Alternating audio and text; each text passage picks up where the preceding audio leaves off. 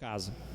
Falar sobre a ceia do Senhor é falar sobre um dos temas mais polêmicos da história da igreja, porque a ceia do Senhor, ela é um elo de ligação entre as duas vindas de Jesus. É o monumento da primeira vinda de Jesus e é a promessa da segunda vinda de Jesus. Poucos assuntos foram tão polêmicos como a ceia do Senhor. Depois da reforma protestante do século XVI, nós vemos 4 posições diferentes com relação à ceia do Senhor. 4 diferentes interpretações da ceia do Senhor. A transubstanciação é que as pessoas creem, uma ala da igreja crê que os elementos da ceia se transubstanciam, ou seja, se transformam de fato no corpo, no sangue, no nervo e nos ossos de Jesus. Essa é uma visão da igreja católica apostólica romana. Já os luteranos, eles creem na consubstanciação, que é quando Cristo está presente fisicamente nos elementos da ceia. A grande maioria dos evangélicos crê na forma memorial, que é quando a ceia não passa de uma lembrança do que Cristo fez. Nós, protestantes presbiterianos, cremos na presença espiritual de Jesus na ceia do Senhor. A ceia é um instrumento de edificação espiritual dado à igreja. A Santa Ceia é um meio de graça, ou seja, um meio que Deus usa para nos nutrir e fortalecer espiritualmente. Então, quando nós participamos da mesa do Senhor, nós cremos que Jesus está presente espiritualmente na participação da ceia. O pão e o vinho não se transformam em carne e sangue, mas Jesus está presente durante a ministração da ceia do Senhor. Mas quando nós lemos esse texto em específico de 1 Coríntios, nós vemos que havia naquele momento, naquela época, uma festa chamada Festa Ágape, antes da celebração da ceia do Senhor.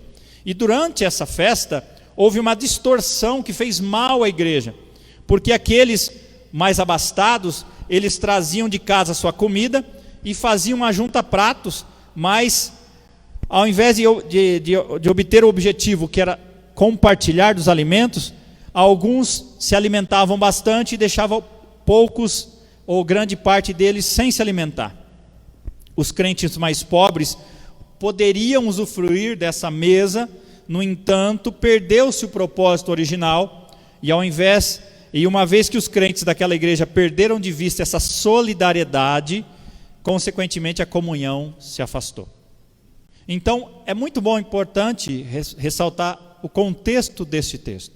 Naquela época, naquele momento, havia um grupo de pessoas que fazia acepção de alguns.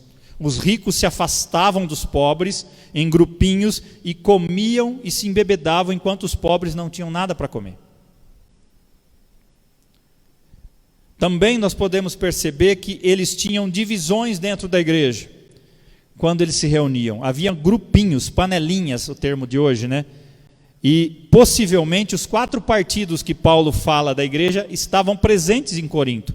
Aqueles de Apolo, de Pedro, de Cristo e os de Paulo. Também nós percebemos no texto que eles se reuniam para pior, pois eles pervertiam o significado da ceia do Senhor. Eles saíam mais culpados, mais distantes de Deus e um dos outros quando eles iam ao templo. Eles pecaram contra os irmãos, se você ver o verso 22, e contra Cristo. Esse é o contexto desse texto. E eu quero chamar a sua atenção para algumas lições da ceia do Senhor. A primeira delas, e eu pretendo não demorar muito, não me estender muito, mas a primeira delas que a ceia é a maior demonstração de amor diante da maior demonstração de maldade. A maior demonstração de amor é dada diante da maior demonstração de maldade. Se você observar o verso 23 de 1 Coríntios 11, você vai ver que Jesus diz: pois recebi do Senhor o que também lhes entreguei, que o Senhor Jesus, na noite em que foi traído, comeu do pão. É interessante, na mesma noite, enquanto Jesus demonstrava o seu maior amor, Judas demonstrava a sua maior maldade. O texto diz que o Senhor Jesus, na noite em que ele foi traído, ele tomou o pão. Enquanto o submundo da maldade se agitava nas caladas da noite, movido por inveja e por ganância, para trair Jesus, para matar Jesus, Judas traindo sua consciência e seu chamado, o Filho de Deus se preparava para dar a sua igreja, dar a sua vida à sua igreja, para dar a maior demonstração de amor. Judas tramava em como tirar a vida de Jesus, e Jesus planejava em como dar a sua vida para a igreja. Então, quando nós lembramos da ceia, nós lembramos que a maior demonstração de amor foi dada diante da maior demonstração de maldade. Judas buscava lucro, Jesus o sacrifício. Enquanto o inferno tramava o maior plano para matar Jesus, ele planejava a maior forma de dar a sua própria vida por mim e por você. Se o inferno soubesse, se os poderosos soubessem que a morte de Cristo seria uma derrota cabal, eles jamais teriam tentado matar Jesus. Cristo na cruz, meu irmão, minha irmã, triunfou sobre os principados e potestades, ele esmagou a cabeça da serpente, ele deu um grito final, ele proclamou a nossa independência, na cruz ele nos comprou para Deus, da sua morte ele nos trouxe vida. Enquanto a traição estava sendo costurada por Judas e pelos líderes religiosos, Jesus inaugurava a ceia como a maior demonstração do seu amor. Na mesma noite, meu irmão, minha irmã, em que Jesus foi traído, ele demonstrou através de um símbolo imortal o seu amor mais profundo. Na noite em que Jesus foi traído, ele ergueu um monumento que jamais será destruído, um monumento de amor sacrificial. Então a primeira lição é: a maior demonstração de amor é dada diante da maior demonstração de maldade. Mas tem uma segunda lição. Olhando para a ceia, é importante participarmos da ceia entendendo os motivos dela. Segunda lição é: Jesus se ofereceu como sacrifício não por constrangimento, mas com alegria. Veja o verso 24, o texto diz: e tendo dado graças, partiu e disse. Cristo, meu irmão, minha irmã, foi para a cruz como um rei caminha para a coroação. A cruz de Cristo, meu irmão, não foi um acidente, estava na agenda de Deus. A Bíblia diz que Jesus foi crucificado desde a fundação do mundo. A morte dele não foi uma trama de homens maus, mas um gesto incomparável do amor de Deus e uma entrega voluntária do próprio Filho. Cristo não foi para a cruz porque Judas o traiu por ganância, porque os sacerdotes o entregaram por inveja, ou porque Pilatos o condenou. Ele foi para a cruz porque o Pai o entregou por amor. Ele foi para a cruz porque a si mesmo se entregou. Era a hora, era o momento. A cruz não foi sua derrota, mas sim a derrota do diabo e suas hostes. A cruz não foi o seu fracasso, mas o lugar onde ele resgatou com seu próprio sangue a sua noiva, eu e você. Jesus morreu por mim e por você. Cristo foi para a cruz, não por murmuração, ou não com murmuração nos seus lábios, mas com ação de graças. Tem uma passagem das Escrituras, eu me lembro até que o Marcos certa vez falou, que no momento da ceia eles cantaram, eles se alegraram. Imagine Jesus sabendo de tudo que ele ia passar, mesmo assim ele foi para a cruz com ação de graças. Cristo não foi para a cruz constrangido, ele não foi forçado nem constrangido a assumir o nosso lugar, ele voluntariamente se entregou. Ele eternamente, pessoalmente, voluntariamente se entregou. O Cordeiro foi morto, como eu disse agora há pouco, desde a fundação do mundo. Cristo foi para a cruz como uma entrega e também como um ato voluntário. É muito importante nós pensarmos a respeito disto. Jesus foi entregue por seu Pai. A Bíblia diz que Deus amou o mundo de tal maneira que deu o seu Filho unigênito, para que todo aquele que nele crê não pereça, mas tenha vida eterna. Mas também a Bíblia diz que Jesus se entregou voluntariamente. E ainda ele diz, nesse texto: isto é o meu corpo que é dado por vós. Cristo foi à cruz, não só porque o Pai o deu, mas porque ele se entregou. Eu me lembro da passagem, eu acho que em Mateus que narra isso, quando Jesus, as pessoas soldados vêm prender, eles falam: vocês tiveram todo o tempo para fazer isso, não são vocês que estão me prendendo. Se eu quisesse eu mandava um monte de anjo aqui, mas eu que estou me entregando, eu que estou me oferecendo. Chegou a hora. Ele, Jesus e o Pai estavam juntos nesse propósito da salvação. O Pai o entregou, e ele se entregou voluntariamente. Ele se deu, ele se ofereceu. Então a segunda lição: Jesus se ofereceu como sacrifício, não por constrangimento, mas com alegria. Terceira lição, preste bastante atenção: a eficácia do sacrifício de Jesus está não apenas na sua informação, mas sobretudo na sua apropriação. Não adianta você saber a respeito, você precisa tomar posse dessa verdade. 1 Coríntios 11, 26 diz assim: porque sempre que comerem deste pão e beberem deste cálice, vocês anunciam a morte do Senhor até que Ele venha. Não é a informação do que Cristo fez por você que te salva. A fé salvadora não é apenas um assentimento, uma concordância mental ou intelectual. Não basta saber que Deus existe, que Jesus é o Filho de Deus e que Ele é o único que pode nos salvar. Esta fé não passa de conhecimento, meu irmão. Ela está apenas em nossa mente, mas jamais descerá ao nosso coração, e essa fé é morta. Não basta você saber, não basta você ter essa informação do que Cristo fez por você somente. Não é a emoção que você sente pelos sofrimentos de Jesus na cruz que te salva. Todo ano temos a Páscoa, todo ano lembramos os sofrimentos de Jesus. Muitas pessoas choram ao ver aquelas cenas narradas ou encenadas de um Cristo sofredor. Aquele sentimento em si não salva. A fé salvadora não é apenas pensar ou saber a respeito, e muito menos não é apenas emoção. A Bíblia diz que os demônios creem e tremem diante da presença do Senhor. Eles creem também que Jesus é o Filho de Deus. Eles creem que Jesus tem todo o poder. Eles creem nas penalidades eternas. Mas embora eles tremam diante da autoridade de Jesus, eles jamais vão receber a salvação, porque a salvação não é apenas emoção, não é apenas intelectual.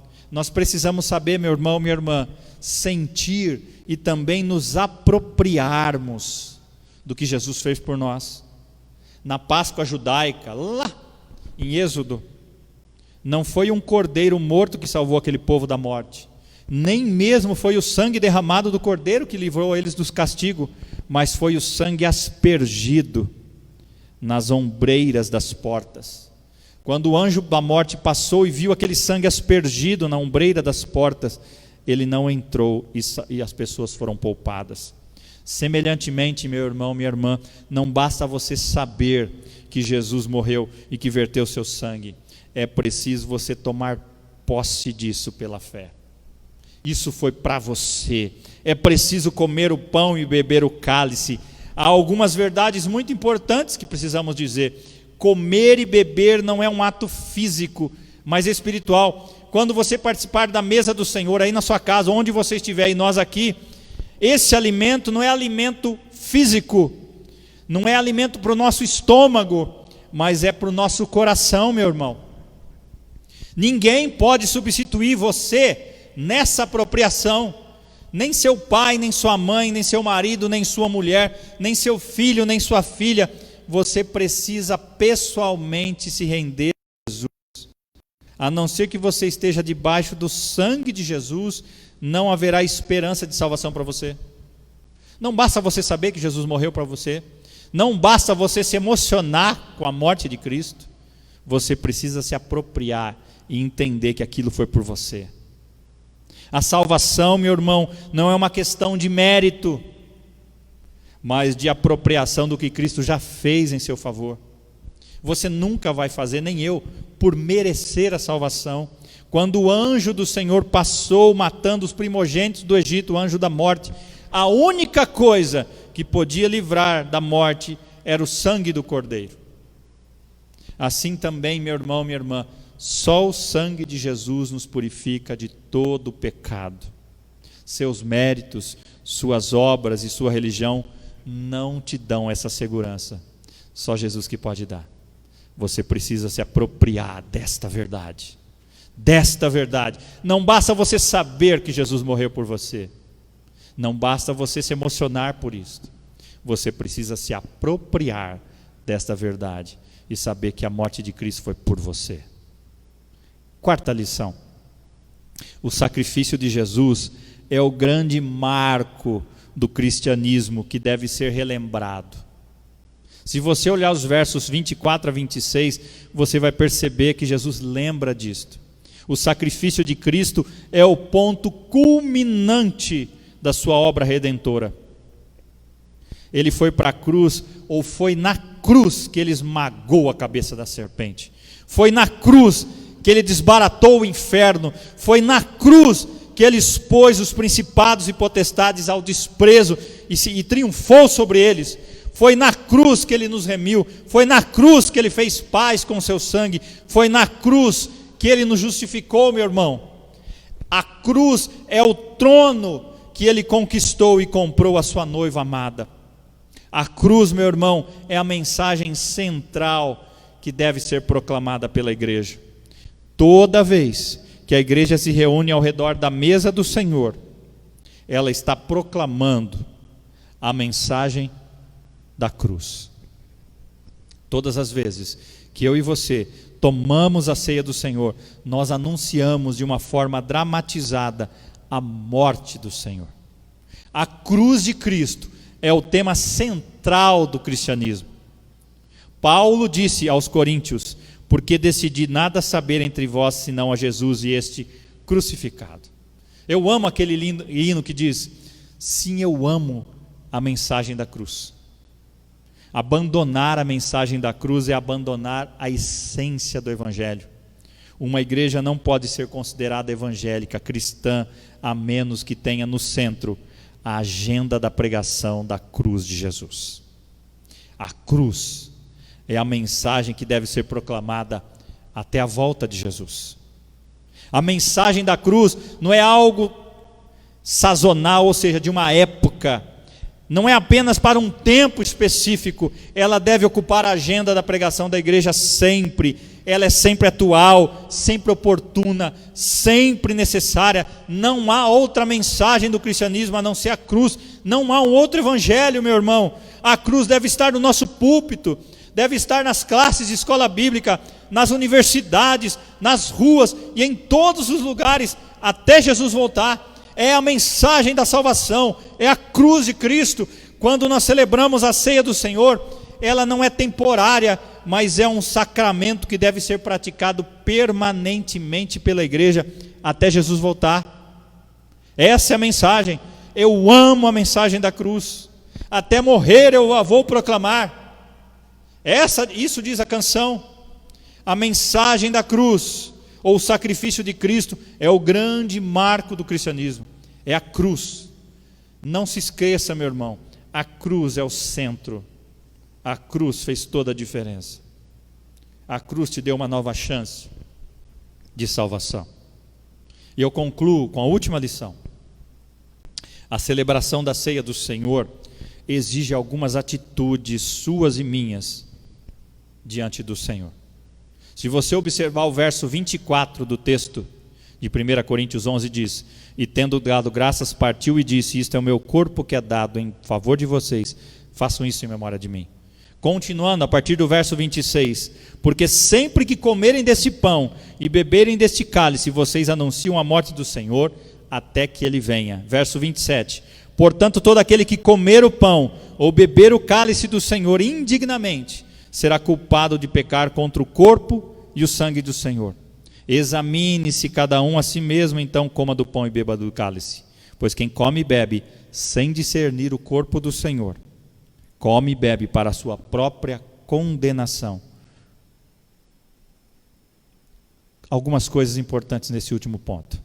Algumas atitudes que nós devemos ter diante da mesa do Senhor. A primeira delas, nós devemos olhar para trás. Para trás. O que é olhar para trás, pastor? É olhar para o passado. Quando nós assentamos na mesa do Senhor, nós devemos voltar os nossos olhos lá para o Calvário. Lembrar tudo o que Jesus fez. Devemos relembrar o quanto Jesus sofreu. Ele foi maltratado, ele foi humilhado, ele foi açoitado. A Bíblia diz em Isaías 53 que olhando nós para ele, nenhuma beleza víamos para que o desejássemos. O castigo que nos traz a paz estava sobre ele. Ele foi afrontado, ele foi escarnecido, ele foi cuspido, ele foi espancado, suas mãos e seus pés foram pregados, ele carregou o lenho pesado, a maldita cruz, naquelas ruas lotadas de gente, e ele sofreu zombaria e açoite dos soldados, com as suas mãos rasgadas, seus pés cravados numa cruz. Ele passou vergonha na cruz, ele se fez maldição na cruz por causa de mim e de você. A tortura da sede, as cãibras dolorosas o atormentavam. Jesus sofreu. É preciso, quando participamos da mesa do Senhor, olhar para trás, o sofrimento. Quando nos assentamos à mesa do Senhor, nós devemos nos relembrar quão grande foi o amor de Jesus por nós. Há quem diga, qual é o tamanho do amor de Deus por nós? É do tamanho do que Ele fez na cruz. Desse tamanho. Ele deixou a sua glória, esvaziou-se, fez-se servo e se humilhou. Nós devemos nos lembrar quão abominável é o nosso pecado aos olhos de Deus, ao ponto de Deus dar o seu único filho, perfeito, puro, para morrer por mim e por você. Quando nós sentamos na mesa do Senhor, nós devemos nos lembrar quão preciosos nós somos para Deus, ao ponto dele nos dar o seu único filho por nós. Então nós devemos olhar para o passado, para o Calvário, para o sofrimento de Jesus, mas nós devemos olhar também para frente. O verso 26 diz que quando nós nos reunimos para celebrar a ceia, nós fazemos isso como um povo da esperança, até que Ele venha. A nossa história, meu irmão, não caminha dando voltas cíclicas. Nossa história não está sem rumo, meu irmão. A nossa história não está esmagada debaixo de um determinismo, de um fatalismo. A nossa história está centralizada na palavra do Senhor. Ela caminha para um triunfo final da vitória de Jesus na cruz. Ele venceu na cruz, uma vitória na segunda volta dele, a sua gloriosa volta como rei para julgar o mundo. Jesus voltará, meu irmão. Eis o brado desta mesa. Jesus voltará, a sua vinda é certa, a sua vinda será breve, a sua vinda será física, visível, audível, poderosa, todo olho verá, meu irmão. Ele virá para nos dar um corpo de glória, para estarmos com Ele eternamente. O que Deus preparou para nós, nenhum olho viu, nem ouvido ouviu, nem passou por pensamento humano.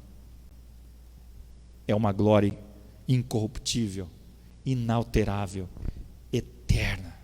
Louvado seja o nome do Senhor, porque Ele voltará para buscar a sua igreja. Quando participamos da mesa, olhamos para trás e vemos o sofrimento de Jesus. Quando participamos da mesa, olhamos para frente, para o futuro, aguardando a volta de Jesus, com esperança da vitória. O último capítulo da Bíblia diz que Jesus voltará, e será bom, e será uma vitória, e será alegria. Mas nós devemos olhar para dentro. A Bíblia diz que devemos nos examinar. Nós não podemos assentar na mesa do Senhor sem critério, sem uma autoanálise. Nós devemos nos autoexaminar e não olhar para os outros. Quando participamos da mesa do Senhor, eu não tenho que olhar se o irmão ou a irmã ou fulano pode ou não tomar a ceia. Eu preciso olhar para mim. A ceia é um banquete para quem tem vida com Cristo. Os mortos não se alimentam da mesa. Aqueles que ainda não receberam Jesus como Senhor da sua vida, não devem participar desse banquete. Somente aqueles que foram libertos, lavados e remidos pelo sangue de Jesus. A ceia é um banquete para quem tem fome espiritual. Só os famintos espirituais devem saciar a sua fome ao se alimentar da mesa do Senhor. A ceia, meu irmão, minha irmã, é um banquete que exige discernimento. Porque a Bíblia diz no verso 29, pois quem come e bebe sem discernir o corpo, come e bebe juízo para si. Que corpo é este?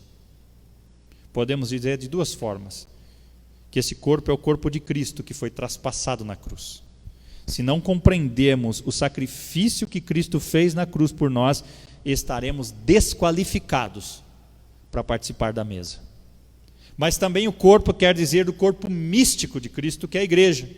Somos um só pão, 1 Coríntios 10, 17 diz isso. Somos um só corpo, somos uma só família. Esse é o corpo de Cristo, a igreja é o corpo e ele é o cabeça.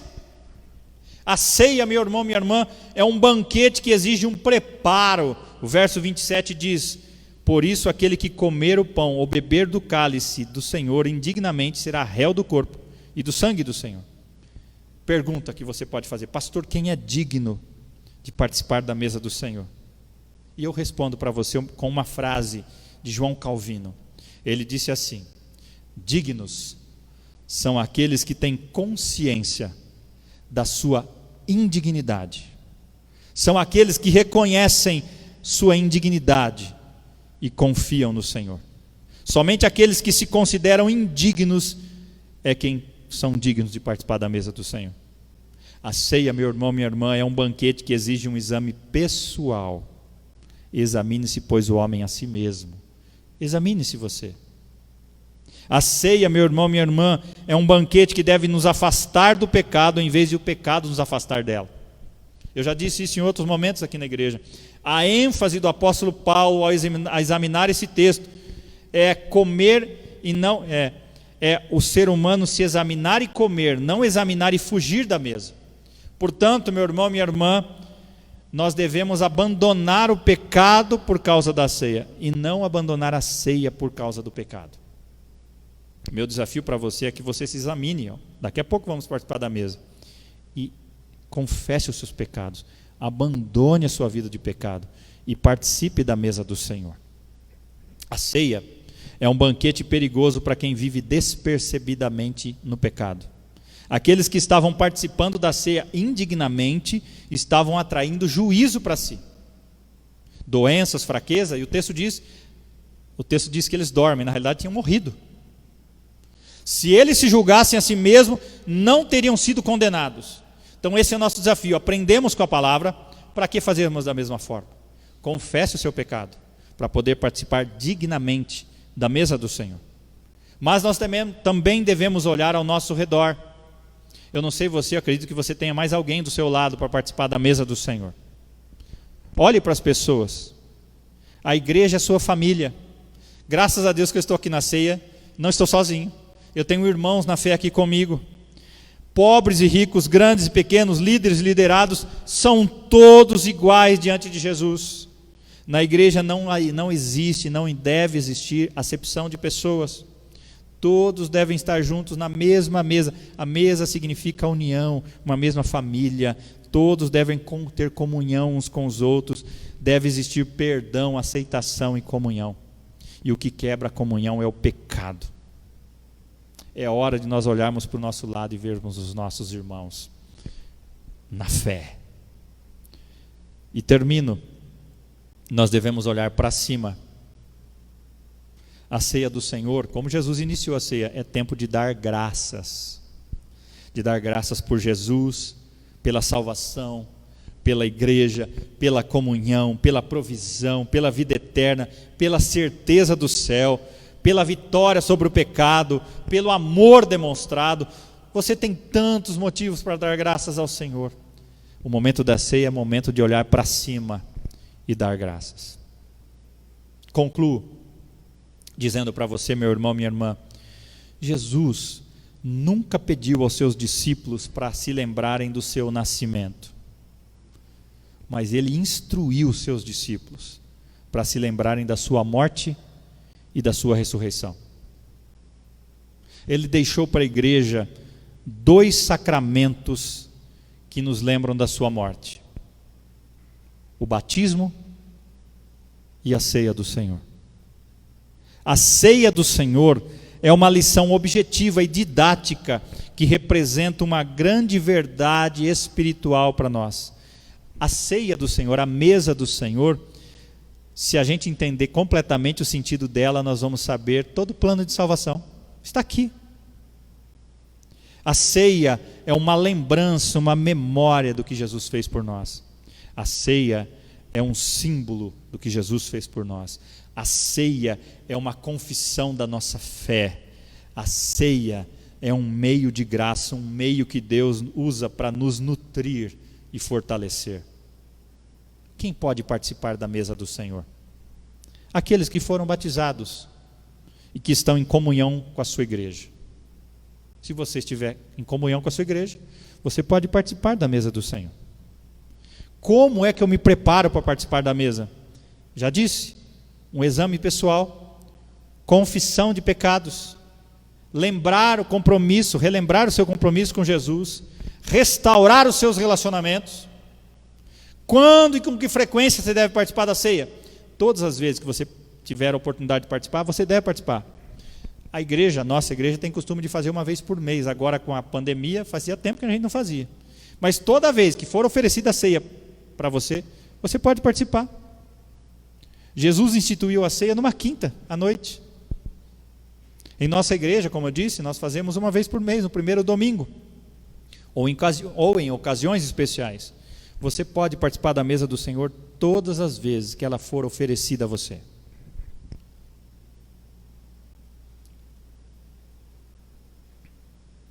Olhe para dentro, olhe para trás, olhe para frente, olhe para cima e olhe para o lado. Olhe para trás e lembre o sacrifício de Jesus. Olhe para frente e lembre com esperança que Jesus voltará. Olhe para dentro e examine-se para poder participar e confesse os seus pecados. Olhe para o lado e veja que você faz parte de uma família de irmãos na fé. E olhe para cima e agradeça, dê graças a Deus por tudo que significa a morte e a ressurreição dele. Amém? Vamos fechar os nossos olhos. Eu quero convidar você a se autoexaminar neste momento e confessar os seus pecados, para você poder participar da mesa do Senhor. Feche os seus olhos. Senhor, nós estamos aqui na tua casa, no templo. Os irmãos que nos assistem estão nos seus lares ou em qualquer outro lugar, mas estão preparados para participar da mesa do Senhor. E nós viemos aqui confessar os nossos pecados, pedir perdão pelas nossas falhas, pedir que o Senhor tenha misericórdia de nós. Perdoa-nos, Senhor. Nós olhamos para trás e vemos tudo que Jesus fez por nós naquela cruz, no Calvário, e a sua ressurreição, sua vitória sobre a morte. Nós olhamos para o futuro e lembramos que o Senhor vai voltar como um rei glorioso. Nós olhamos para dentro de nós e vemos como pecadores nós somos, como pecadores, e pedimos, perdoa-nos, Senhor. E a tua palavra nos diz que se nós confessarmos os nossos pecados, o Senhor é fiel e justo para nos perdoar. Nós olhamos para o nosso lado e vemos outros irmãos na fé, membros da mesma família, filhos de um mesmo Deus. Nós olhamos para cima, Senhor, e te agradecemos, porque a tua graça e o teu amor nos alcançou. Louvado seja o nome do Senhor. Te agradecemos por essa oportunidade, em nome de Jesus. O Senhor conhece cada irmão e cada irmã que está no seu lar agora, onde ele estiver, famílias talvez reunidas agora neste momento, na mesa, com a mesa posta da ceia do Senhor. Que seja um tempo único, especial, na vida de cada pessoa, em nome de Jesus. Amém.